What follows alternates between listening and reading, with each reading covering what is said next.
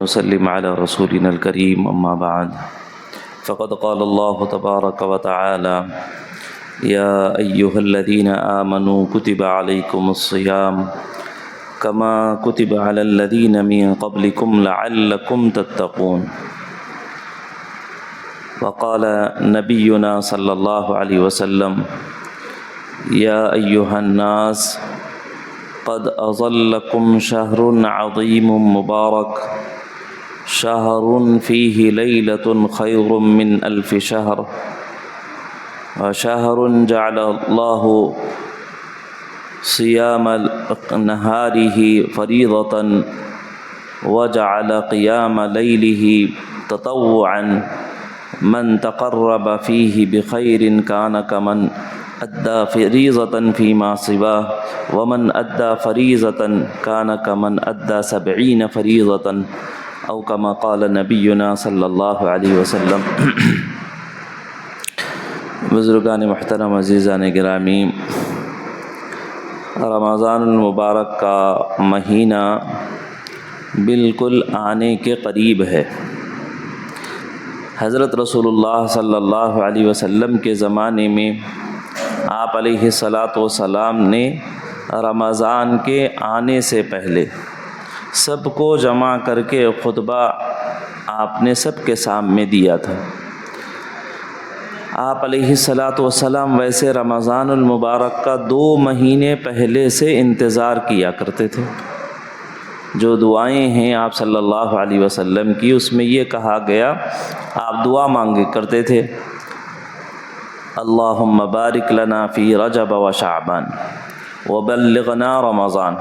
اے اللہ رجب اور شعبان میں میری عمر میں اضافہ فرما دیجئے،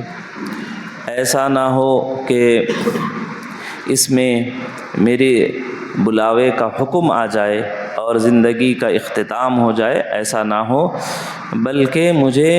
زندگی کی مہلت دیجیے۔ حالانکہ انبیاء علیہ الصلاۃ والسلام دنیا کے مقابلے میں آخرت کو ترجیح دیتے ہیں، اور وہ بالکل معصوم ہوتے ہیں، بخشے بشائے ہوتے ہیں، جنت ان کی یقینی ہوتی ہے۔ اس کے باوجود نبی علیہ الصلاۃ والسلام کو اس بات کا فکر ہے کہ آپ صلی اللہ علیہ وسلم یہ چاہ رہے ہیں کہ زندگی کو اتنی مہلت مل جائے کہ رمضان ہم حاصل کر لیں، اور اس مہینے، اس رمضان کے ان گھڑیوں سے خوب استفادہ کر کے ہم جائیں، زیادہ سے زیادہ اجر و ثواب حاصل کریں، اللہ کے یہاں بلند بالا مقامات حاصل کریں۔ اس کے لیے آپ صلی اللہ علیہ وسلم اپنی عمر میں اضافے کے لیے دعا مانگا کرتے تھے کہ ہم کو مہلت دیجیے، 1 سال اور 1 مہینہ اور 2 مہینے اور رمضان ہم کو مل جائے۔ یہ آپ صلی اللہ علیہ وسلم فرما رہے ہیں۔ حضرت طلحہ بن عبید اللہ ایک صحابی ہیں رضی اللہ تعالیٰ عنہ، وہ بیان کرتے ہیں کہ ایک علاقے کے 2 مسلمان، 2 لوگ ایک ساتھ حضور صلی اللہ علیہ وسلم کے پاس آئے، اور دونوں نے ایک ہی دن اسلام قبول کیا، لیکن دونوں میں ایک وہ نوجوان تھے، جذباتی تھے، اللہ کے راستے میں جہاد میں وغیرہ جایا کرتے تھے، اور دوسرے اپنے مقام پر رہتے عبادت وغیرہ کیا کرتے تھے۔ تو یہ جو بہادر اور مجاہد تھے، ان کا 1 سال پہلے اللہ کے راستے میں جہاد کے دوران ان کی شہادت ہو گئی۔ یہ جو دوسرے صاحب تھے، یہ 1 سال تک زندہ رہے، 1 سال کے بعد ان کی وفات ہوئی۔ ان کے وفات کے دن حضرت طلحہ بن عبید اللہ نے خواب دیکھا کہ قیامت قائم ہو گئی ہے، اور لوگوں کے لیے جنت اور دوزخ کے فیصلے ہو رہے ہیں، جو جنتی ہیں ان کو جنت میں بلا لیا جا رہا ہے، تو یہ بھی حشر قائم ہونے کے وقت میں یہ بھی وہاں جنت کے پاس کھڑے ہیں۔ تو جنت کے جو ذمہ دار اور داروغہ اور نگران ہیں، وہ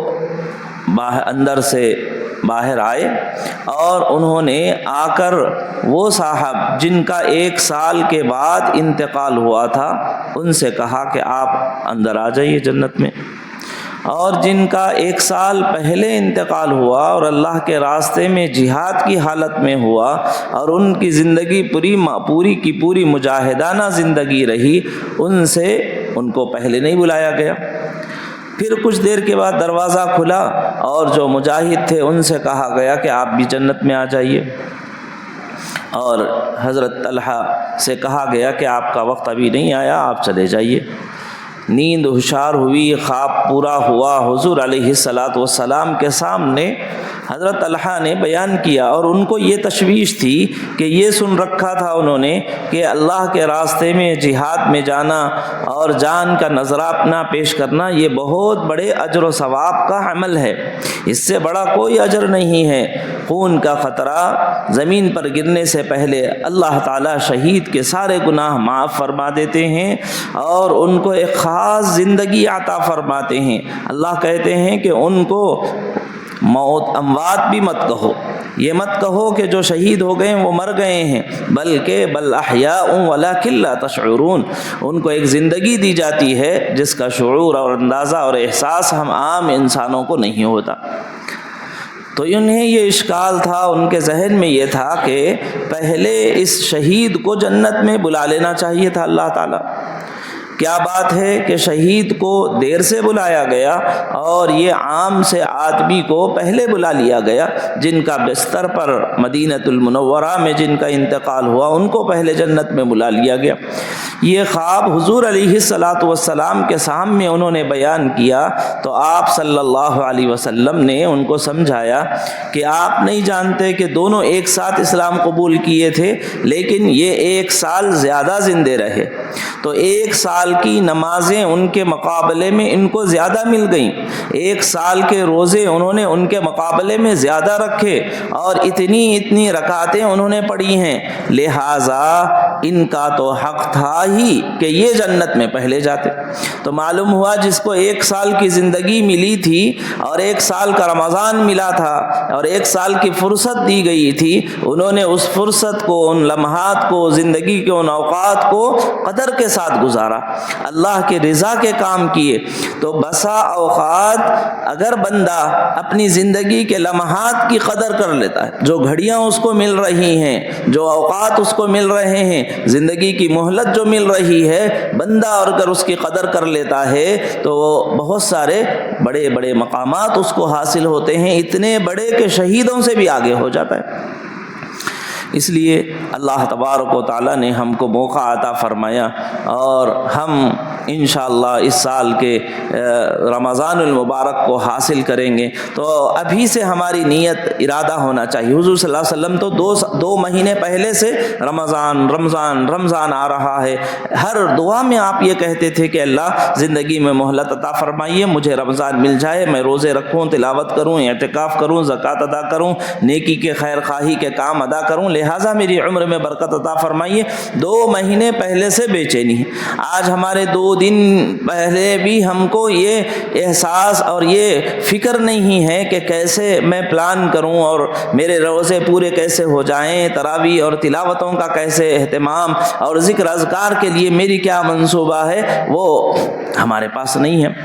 بلکہ البتہ یہ ہے کہ دنیا کمانے والے وہ تیاری کر رہے ہیں، رمضان آ رہا ہے، لہٰذا ہر ہوٹل والے نے اپنی دکان کے سامنے بھٹی لگا لیا ہے کہ کمانا ہے۔ میرے بھائیو، رمضان المبارک یہ مال کمانے کا نہیں، اعمال جمع کرنے کا مہینہ ہے۔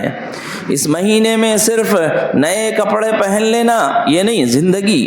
کپڑے تبدیل کرنا نہیں ہے کہ لوگ نکال کے وہ کپڑے جو رمضان المبارک میں سفید کرتا پیجامہ ٹوپی سنت کے مطابق چیزیں، یہ رمضان جمعے کو جمعہ اٹھا کے رکھتے ہیں کہ جمعہ آیا تو ہم یہ کپڑے پہنیں گے، رمضان آیا تو یہ کپڑے پہنیں گے۔ تو رمضان اس لیے نہیں ہے کہ صرف لباس تبدیل کر لیا جائے، رمضان زندگی تبدیل کرنے کے لیے آیا ہے۔ میرے بھائیو، ہمیں چاہیے کہ رمضان المبارک کے صحیح معنی میں قدر کرنا چاہیے۔ اللہ تعالیٰ فرماتے ہیں یا ایھا الذین آمنوا کتب علیکم الصیام، روزے تمہارے اوپر فرض کیے جا رہے ہیں۔ کیوں فرض کیے جا رہے ہیں؟ لعلکم تتقون، اللہ کہتے ہیں کہ اس کے ذریعے سے تم کو تقوی حاصل ہوگا۔ جتنی نیکیاں ہیں، قرآن و حدیث کے جتنے احکام ہیں، جتنے منہیات ہیں اس سے رکنا، جتنے معمورات ہیں اس کے ادا کرنے کے لیے جو صلاحیت چاہیے وہ تقوی ہے۔ تقوی ہے تو نیکی کرنا آسان ہوگا، تقوی ہے تو برائیوں سے بچنا آسان ہے۔ اگر تقوی نہیں ہے تو پھر یہ نیکیاں آسان نہیں ہوں گی، مشکل ہو جائیں گی۔ آپ نہیں دیکھتے کسی کو نائٹ جاب ملی ہے، رات کی اس کو اگر کوئی کہیں سے کام مل گیا ہے، ایسا ملازم ہے جس کو رات میں جاگنا ہے، تو لوگ کہتے ہیں کہ بھئی چائے پی لو۔ ہمارے پاس بھی کوئی پروگرام ہوتا ہے رات میں، شب برات ہے، شب قدر ہے، اور کوئی جگنے کی رات ہے، تو لوگ چائے لاتے ہیں، چائے پلاتے ہیں۔ کیوں چائے پلا رہے ہیں؟ اس چائے کے پینے سے یہ صلاحیت پیدا ہوگی کہ آپ دیر تک جاگتے رہیں گے۔ فلاں پھل کھا لو اس لیے تاکہ آپ کے اندر یہ وٹامنز کی کمی ہے، اس کے کھا لینے کی وجہ سے یہ وٹامن کی کمی آپ کی دور ہو جائے گی۔ اگرچہ کہ آج کل یہ پورے انسانوں اور مسلمانوں میں بھی یہ چیز چھوٹتی چلی جا رہی ہے، کس پھل کے کھانے سے کون سی بیماریوں کا علاج ہو سکتا ہے، یہ صحیح ہے۔ لیکن جب سے کیمیکل کی دوائیں آ گئی ہیں اور یہ میڈیکل سائنس ترقی کی ہے، تو ہر شخص وہ دوا چاہتا ہے جس میں فوراً اس کو شفا ملے، ادھر گولی کھائے ادھر ٹھیک ہو جائے، چلنا پھرنا شروع ہو جائے۔ ایسی دواؤں کے ہم عادی بن گئے ہیں۔ حالانکہ اللہ تبارک و تعالیٰ نے پھلوں کے اندر، ترکاریوں کے اندر، گوشت کے اندر، جڑی بوٹیوں کے اندر ہر چیز کی شفا رکھی ہے، لیکن اب اس کو چھوڑتے چھوڑتے اب تو گھر کی خواتین کو بھی نہیں معلوم ہے کہ بچے روئے تو کیا کرنا چاہیے۔ ہر ایک ذرا روئے کہ بچے ہاسپٹل لے جانا ہے، ہم کو کچھ ہوا کہ فوراً ڈولو کھا لیں گے اور فلاں کام کر لیں گے۔ یہی ہمارا مزاج بن گیا ہے۔ میرے بھائیو، یہ صحت کو نقصان پہنچانے والی چیز ہے، یہ کیمیکل ہے، یہ جسم کو کمزور سے کمزور کرتا چلا جائے گا۔ تو اصل میں یہ سمجھا رہا تھا آپ سے کہ صلاحیتیں پیدا ہوتی ہیں، جسمانی صلاحیتیں بعض چیزوں کی۔ ہمارے ایک دوست ہیں، وہ کہتے ہیں کہ بھئی سفر کتنا بھی ہو، اگر اس کے بعد کافی پی لیں گے تو پوری سفر کی تھکان اتر جاتی ہے۔ ایئرپورٹ پہ اترنے کے بعد سب سے پہلے اچھی ایک کافی پی لیں گے کہ پوری تھکان اتر جاتی ہے۔ تو چائے پینے کی وجہ سے، کافی پینے کی وجہ سے، ڈرائی فروٹ کھانے کی وجہ سے آدمی کی جسمانی قوت اور صلاحیت پیدا ہوتی ہے۔ گوشت کے کھانے کی وجہ سے بچوں کا گروتھ ہوتا ہے، وہ لمبے ہوتے ہیں، بڑے ہوتے ہیں، جسم اچھا ہوتا ہے۔ تو یہ جیسے ظاہری چیزوں کے کھانے کی وجہ سے صلاحیتیں پیدا ہوتی ہیں، اللہ تعالیٰ کہہ رہے ہیں یہ روزے تم پر فرض کیے گئے تاکہ تم کو روحانی تقویت حاصل ہو سکے، لعلکم تتقون، تمہارے اندر تقوی پیدا ہو جائے۔ اور پورا قرآن کہتا ہے ذالک الکتاب لا ریب فیہ ھدی للمتقین، یہ متقیوں کے لیے جو تقوی کی پریکٹس کر کے متقی بن گئے ہیں، ان کے لیے یہ قرآن ہدایت ہے، اور ان کے لیے یہ قرآن ان کو نمازی بنائے گا، ان کو روزے دار بنائے گا جو متقی ہوں گے۔ تو میرے بھائیو، اللہ تبارک و تعالیٰ نے زندگی کا غنیمت بنایا اور ہم کو نیا رمضان مل رہا ہے۔ اس رمضان کے آنے کا بنیادی مقصد یہ ہے کہ تقوی کے معنی ہے اصل بچنا، یعنی اللہ سے ڈر کر گناہوں سے بچنا، نافرمانیوں سے بچنا۔ تقوی کا ایک مطلب یہ بھی ہے، حضرت ابو ہریرہ رضی اللہ تعالیٰ عنہ سے پوچھا گیا کہ تقوی کیا ہے، تو انہوں نے سمجھایا، تقوی کو مثال سے سمجھایا، ایسے جیسے خاردار کانٹیوں والا کوئی راستہ ہے تو وہاں سے آپ جیسے ان کانٹیوں سے ڈر کر اپنے کپڑوں کو بچاتے ہوئے، اپنے جسم کو بچاتے ہوئے اپنی منزل تک پہنچ جاتے ہیں، ایسے ہی تقوی کا مطلب یہ ہے کہ شیطان کی شیطانی حرکتوں سے اور گناہوں سے اور معصیت سے اپنے آپ کو بچاتے ہوئے جنت تک پہنچنا، یہ تقوی ہے۔ تقوی کا ایک معنی یہ ہے کہ آدمی یہ خیال کرے کہ میں اللہ کا بندہ ہوں، میرے اللہ تبارک و تعالیٰ نے اس وقت میں یہ کام کرنے سے منع کیا ہے، اس لیے رک رہا ہوں، میرے اللہ تبارک و تعالیٰ نے مجھے اس وقت میں یہ کام کرنے کا حکم دیا ہے، اس وقت یہ کر رہا ہوں، اس کو کہتے ہیں تقوی۔ یہ کیفیت روزوں میں پیدا ہوتی ہے۔ ہم لوگ روزہ رہتے ہیں اور گرما کے روزے، سخت گرمی ہو اور شدید پیاس کی ضرورت ہو اور ٹھنڈے پانی سے آپ وضو کر رہے ہوں، تو کبھی ایسا نہیں ہوتا کہ ٹھنڈا پانی ہے، کوئی نہیں دیکھ رہے ہیں، غسل کر رہے ہیں، حمام میں اکیلے ہیں، باتھ روم میں، اور پیاس بھی بہت شدید کی لگی ہے، پانی بھی ٹھنڈا ہے اور بہت میٹھا ہے، اس کے باوجود بھی ایک قطرہ بھی حلق کے نیچے نہیں آتا، منہ میں لے جا رہے ہیں، حلق کے قریب تک جا رہا ہے، لیکن اس بارڈر کو کراس نہیں کر رہا ہے، منہ میں لے کر تھوک دے رہے ہیں، کلی کر دے رہے ہیں، حلق کے نیچے نہیں اتار رہے، کیوں؟ کوئی نہیں دیکھ رہا ہے، وہاں نہ اس کے والد ہیں، نہ اس کے استاذ ہیں، نہ اس کے والدہ ہیں، نہ کوئی رشتہ دار ہے، بھائی بہن کوئی نہیں ہے، تنہا ہے، لیکن وہ اللہ کا حکم ہے کہ اس وقت میں نہیں کھانا چاہیے، اس وقت میں نہیں پہننا چاہیے، اس وقت میں نہیں پینا چاہیے، اس وقت میں اپنے جائز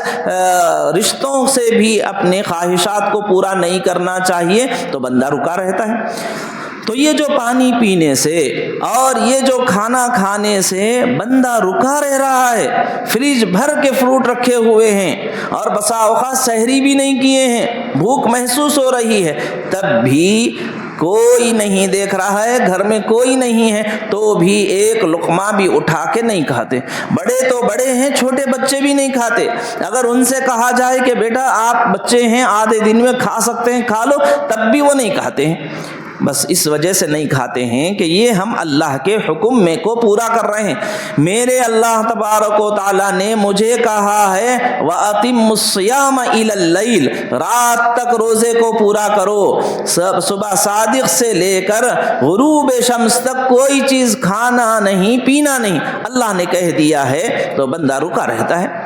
تو یہ جو اللہ کے حکم کی وجہ سے کھانا پینے کو ترک کر دینا، اور جو ہی اللہ تعالیٰ کہیں کہ اب سیرن ہونے والا ہے، سیرن ہونے سے پہلے اچھے اچھے لوگ بھی دسترخوان بچھا کر میوے چیزیں کھانے کی سام میں رکھ کر بیٹھ کر انتظار کرتے رہتے ہیں۔ جب اللہ کا منادی اللہ کی طرف سے نیابت کرتے ہوئے اعلان کرے گا کہ اب کھاؤ، تو سب جھپٹ کے کھانے لگتے ہیں۔ اسی وجہ سے لوگ کہتے ہیں رمضان کی دعوتیں آدھے گھنٹے میں ہو جاتی ہیں۔ کیوں ہو جاتی ہیں؟ اس لیے کہ اللہ نے کہا ہے اب کھاؤ، تو سب کھانے کے لیے دوڑ پڑتے ہیں، اور جب اللہ تعالیٰ کی طرف سے اعلان ہوتا ہے کہ رک جاؤ تو رک جاتے ہیں۔ تو میرے بھائیو، جیسے رمضان المبارک میں ہم اللہ کے حکم کو دیکھتے ہیں کہ اللہ تبارک و تعالی ہم کو کوئی دیکھے نہ دیکھے، اللہ دیکھ رہے ہیں اور ہم اللہ کے حکم کے پابند ہیں، تو یہ رمضان 30 دن تک آپ ایسی پریکٹس کریں گے، ایسے ہم روزے رکھیں گے، راتوں کو عبادت کریں گے، تو ہمارے اندر اللہ کہہ رہے ہیں کہ لعلکم تتقون، ان 30 دن کی ایکسرسائز کی وجہ سے، ان 30 دن کے روزوں کی وجہ سے، اس 30 دن کی تلاوتوں اور ذکر اور تراویحوں کے ذریعے سے اور ان اعتکافوں کے ذریعے سے اللہ تبارک و تعالی ہمارے اندر یہ صلاحیت پیدا کر دیں گے کہ پورے 11 مہینے بندہ اب خیال کر کے زندگی گزارے گا کہ میں مسلمان ہوں، مجھے یہ کرنا جائز ہے تو میں کروں گا، میں مسلمان ہوں، اللہ تبارک و تعالی نے اس چیز سے منع کیا ہے، میں رک جاؤں گا۔ یہ خیال، یہ کیفیت پیدا ہوتی ہے۔ اللہ تعالیٰ کہتے ہیں روزے تم پر فرض کیے گئے تاکہ تمہارے اندر یہ تقوی کی صلاحیت پیدا ہو جائے، یہ خیال دل میں آنا شروع ہو جائے، کوئی دیکھے نہ دیکھے، میرا اللہ تو مجھے دیکھ رہا ہے، لہٰذا میں خیانت نہیں کر سکتا، چوری نہیں کر سکتا، ملاوٹ نہیں کر سکتا، میں سود نہیں لے سکتا، میں دھوکہ نہیں دے سکتا، میں چوری نہیں کر سکتا، میں گناہ کے کام نہیں کر سکتا، میں مسلمان ہوں۔ جیسے رمضان میں سوچ رہے میں روزے دار ہوں، میں نہیں کھا سکتا، کوئی بھی آپ کو کوئی اچھا سے اچھا ڈش لا کے یہ کہے کہ یہ کھا لیجئے، تو آپ کیا کہتے ہیں؟ نہیں بھائی میرا روزہ ہے، میں نہیں کھاتا۔ ایسا نہیں کہ سامنے آ گیا اور بھوک بھی ہے اور چیز بھی لذیذ بنی ہوئی ہے، اٹھا کے کھا لیں، اٹھا کے پی لیں، ایسا نہیں ہوتا۔ آپ صاف کر دیتے، کہہ دیتے ہیں ہمارا روزہ ہے، ہم نہیں کھائیں گے۔ ایسے ہی پوری زندگی اللہ کے احکام جہاں ٹوٹنے کی باری آئے تو کہیں ہمارا روزہ ہے، ہم مسلمان ہیں، مسلمان اس کام کو نہیں کر سکتا۔ حضرت عبداللہ بن عمر رضی اللہ تعالیٰ عنہ ایک مرتبہ مدینہ واپس ہو رہے تھے کہیں سفر سے،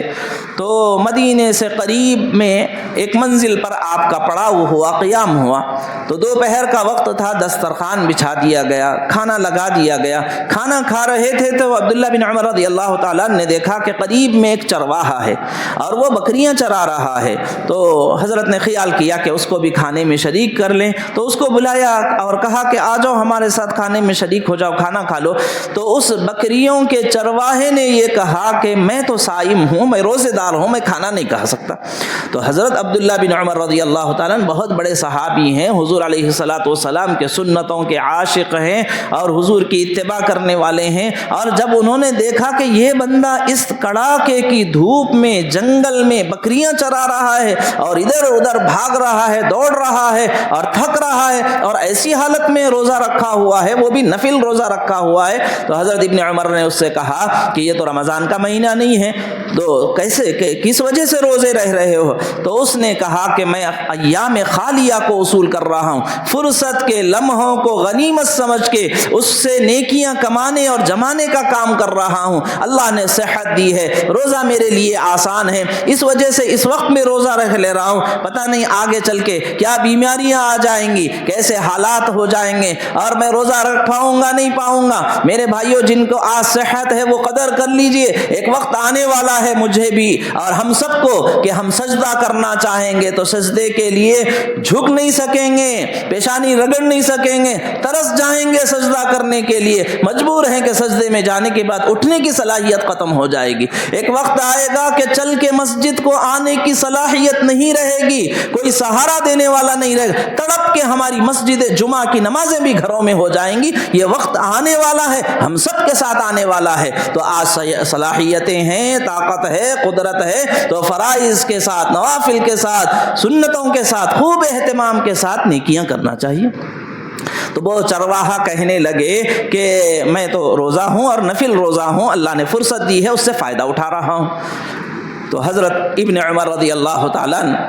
انہوں نے اس کو جانچنا چاہا، دیکھ لیا کہ اتنا اچھا آدمی ہے تو اس کا امتحان لینا چاہا، اور امتحان لینے کے لیے یہ کہا کہ ایک وقت حالانکہ ان کے پاس کھانا موجود ہے، دسترخوان پہ بیٹھ چکے تھے، صرف امتحان لینا مقصود تھا۔ حضرت ابن عمر نے کہا کہ ایک بکری ہم کو فروخت کر دیں گے، آپ بیچ دیں گے ایک بکری، ہم اس کو لے کے ذبح کریں گے اور اس کا گوشت ہم بھی کھائیں گے اور تم کو دیں گے، تم افطار میں کھانے کے لیے رکھ لینا۔ تو اس چرواہے نے یہ کہا کہ یہ بکریوں کا میں مالک نہیں ہوں، میرا مالک، اس بکریوں کا مالک مدینے میں ہے، میں اس کا مالک نہیں ہوں، لہٰذا میں آپ کے ہاتھ اس کو فروخت نہیں کر سکتا۔ تو ابن عمر نے اس سے کہا کہ ارے اللہ کے بندے، تیرا مالک کہاں ہے اور تو یہاں جنگل میں ہے، اور معمول ہے کہ روزانہ ایک دو بکریاں بھیڑیے کھا جاتے ہیں، تو گھر جا کر اپنے مالک سے یہ کہہ دینا کہ بھیڑیے نے بکریاں کھا لی ہیں اور پیسہ تو رکھ لینا اور ساتھ میں گوشت بھی رہ جائے گا، اس سے افطار بھی کر لینا۔ تو وہ بہت ناراض ہوا، وہ نہیں پہچانتا تھا کہ یہ حضرت عمر رضی اللہ تعالیٰ عنہ کے بیٹے ابن عمر، حضور صلی اللہ علیہ وسلم کے صحابی، صحبت یافتہ، حضور کی پرورش میں رہنے والے، اور آپ کے ذریعے سے ان کی زندگیوں میں تقویٰ آیا، وہ نہیں جانتا تھا۔ جب اس نے یہ غلط مشورے سنے تو فوراً اس کی صحبت چھوڑ دی۔ بہت سارے ہیں جن کے ساتھ رہنے کی وجہ سے گناہ ہو رہے ہیں، فوراً ان کی صحبت اسی وقت میں ترک کر دینا چاہیے۔ جن کے ساتھ رہ کر آدمی کو گناہوں کی عادت ہو رہی ہے، آدمی بے نمازی بن رہا ہے، شرابی بن رہا ہے، جواری بن رہا ہے، غلط کام کرنے والا، جس کی صحبت کی وجہ سے ہماری آخرت برباد ہو رہی ہے، فوراً اس کو ترک کر دینا چاہیے۔ وہ فوراً اٹھ گئے چرواہے، اور انہوں نے کہا یہ کیا مشورہ دے رہے ہیں آپ، اتنا غلط مشورہ دے رہے ہیں، اگر یہاں پر میرا مالک نہیں ہے، یہ صحیح کہہ رہے ہیں آپ، لیکن فَأَيْنَ اللَّهُ، اللہ کہاں غائب ہو گئے، اللہ تو یہاں موجود ہیں، میں اس وقت میں اپنے مالک کی خیانت کروں گا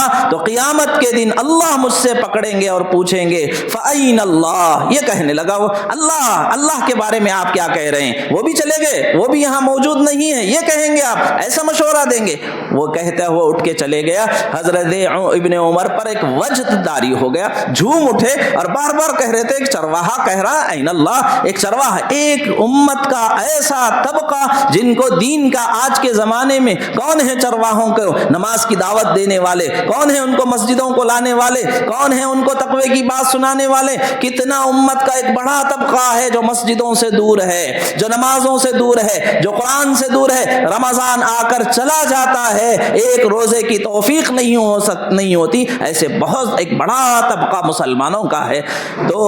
حضرت ابن عمر کہنے لگے فَأَيْنَ اللَّهُ فَأَيْنَ، غلام کہہ رہا ہے کہ اس کو اتنا اللہ کا اتنا تقوی اس کی زندگی میں کہ وہ یہ کہہ رہا ہے کہ کوئی نہ دیکھے نہ دیکھے لیکن اللہ تو دیکھ رہے ہیں، اس کا یہ خیال۔ بہت خوش ہوئے، مدینہ گئے تو تلاش کیا، معلوم کیا کہ فلاں جنگل میں کس کی بکریاں چرتی ہیں، اس کے مالک کو بلایا، اس سے بکریاں خریدی اور اس کے غلام کو خرید لیا، اور غلام کو بلا کر حضرت ابن عمر رضی اللہ تعالیٰ نے کہا کہ آج سے تم میرے غلام ہو گئے ہو اور یہ بکریاں میری مالک ہو گئی ہیں، میں جو چاہے کروں گا۔ تو اس غلام نے کہا کہ آپ کی مرضی، جب وہ آقا تھا تو اس کی بات سن رہا تھا، اب آپ میرے آقا بن گئے ہیں تو میں آپ کی غلامی کروں گا اور پورا حق ادا کروں گا۔ حضرت ابن عمر نے کہا کہ نہیں، میں اس لیے نہیں خریدا ہوں کہ تجھ کو غلام رکھوں، بلکہ اس تیری نیکی اور تقوی کی وجہ سے تجھے میں آزاد کرتا ہوں، اور بکریاں اس کو ہدیہ کر دیں کہ اب تم اس کے مالک ہو جاؤ۔ تو میرے بھائیو، تقوی کی وجہ سے کتنے دنیاوی فائدے ہوتے ہیں، تقوی کی وجہ سے اس کا اثر، اچھے کھانوں کا اثر ہمارے جسم تک محدود نہیں رہتا، نسلوں تک منتقل ہوتا ہے، ایسے ہی بری غذاؤں کا اثر نسلوں تک محفوظ ہوتا ہے اثر۔ اس لیے ہمیں چاہیے کہ ہم احتیاط کی زندگی، تقوی کی زندگی گزاریں۔ اللہ تعالیٰ قرآن مجید میں کہہ رہے ہیں کہ پورے دین پر چلنے اور دین پر چلنا آسان ان لوگوں کو ہوگا جو متقی ہیں۔ اور پھر متقی کیسے بنیں گے؟ سال میں ایک مرتبہ اللہ تعالیٰ نے پورے ایک مہینے کے روزے رکھے۔ اللہ یہ کہہ رہے ہیں کہ یہ روزوں کے اوپر عمل کرو، جیسے ہم روزہ رہنے کا حکم دے رہے ہیں ویسے روزہ رہو۔ ایک حدیث میں نبی صلی اللہ علیہ وسلم نے فرمایا شہر جعل اللہ قیام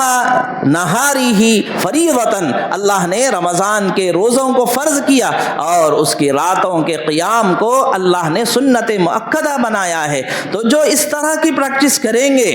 تو پھر اللہ تبارک و تعالیٰ ان کے قلوب کے اندر تقوی پیدا کریں گے۔ حضرت عمر رضی اللہ تعالیٰ عنہ کے زمانے میں ایک نوجوان تھا، بہت نیک، بہت صالح اور خوب نمازوں کا، مسجد کا عادی، نمازوں کا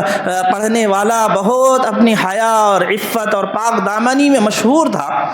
ایک دن رات کو عشاء کی نماز پڑھ کے جا رہا تھا، کسی نے اس کو بہکایا اور ان کے دل میں کوئی خیال پیدا ہو گیا۔ تو پھر اس کے بعد تھوڑی دیر کے بعد ان کو یاد آیا کہ نہیں، میں تو غلط کر رہا تھا۔ اللہ تعالیٰ فرماتے ہیں ان الذین اتقوا اذا مسهم طائف من الشیطان تذکروا فاذا هم مبصرون، جب شیطان کسی کو گمراہ کرتا ہے، غلطی کی طرف لے جاتا ہے اور وہ غلط کرنے لگتے ہیں، تذکروا، پھر ان کو یاد آ جاتا ہے کہ نہیں بھائی ہم تو یہ غلط کر رہے ہیں، کیسے ہم شیطان کے بہکاوے میں، اس کے پھسلانے میں اور اس کے غلط راستے پر لے جانے میں ہم کیسے آ گئے۔ یہ ان کو ڈر ہو گیا کہ اس عورت نے مجھے بلایا اور میں بھی اس کے طرف چلے گیا، کیوں گیا میں، یہ خیال ان کے دل میں آیا، اور اس کی وجہ سے ان کے اوپر ایک گریہ طاری ہوا، ایک خوف طاری ہوا کہ میں نے کیا کر دیا، 2 قدم ہی کیوں نہ ہو لیکن اس کی طرف بڑا ہی کیوں میں، یہ خیال پیدا ہوا اور اس کی وجہ سے ان کے اوپر بے ہوشی طاری ہو گئی۔ اور ان کے والد تھے، تلاش کرنے لگے کہ میرا بیٹا کہاں ہے۔ جب تلاش کیا تو کسی دروازے کے سامنے راستے میں پڑے ہوئے تھے، اٹھا کر لایا، ان کو بے ہوشی سے جگایا۔ جب وہ جاگ گئے تو ان سے پوچھا کہ بیٹا کیا ہوا تھا، تو انہوں نے پورا واقعہ سنایا کہ ایسے عشاء کی نماز پڑھ کے میں ایک گلی سے گزر رہا تھا اور کسی خاتون نے مجھے بلایا اور میرے دل میں بھی چاہت پیدا ہوئی، لیکن پھر مجھے احساس ہوا کہ یہ غلط راستے پہ میں کیسے جا رہا ہوں۔ پھر تذکروا فاذا هم مبصرون، یہ آیت پڑھ کے انہوں نے کہا میرے دل میں خیال آیا، لیکن یہ اتنی دیر کے لیے بھی اللہ کی جو نافرمانی ہوئی اس پر ان کے اوپر ایک طرح سے خوف طاری ہوا کہ یہ کیسے غلطی ہو گئی، اور اسی خیال کے ساتھ ایک چیخ مار کر ان کا انتقال ہو گیا۔ رات ہی میں ان کو دفن کر دیا گیا۔ حضرت عمر رضی اللہ تعالیٰ عنہ کو بتایا گیا صبح میں، تو حضرت عمر نے ان کے والد کے پاس گئے اور ان سے کہا کہ مجھے رات میں بتاتے، یہ بچہ تو بہت مشہور نوجوان تھا، بہت نیک متقی تھا، مسجد کا مصلی تھا، پابندی سے آنے والا تھا، مجھے بتاتے۔ جب صبح کو قبرستان گئے تو حضرت عمر رضی اللہ تعالیٰ نے لوگوں سے اس وقت میں کہا وَلِمَنْ خَافَ مَقَامَ رَبِّهِ جَنَّتَانِ، جو اللہ کے خوف سے ڈر کر گناہوں سے بچ جاتا ہے، اس کا تقوی اللہ سے ڈرا کر اسے گناہوں سے بچا لیتا ہے، اس کے لیے جنتان، اللہ کہتے ہیں اس کو دوہری جنت ہم عطا فرمائیں، ڈبل جنتیں عطا کریں گے۔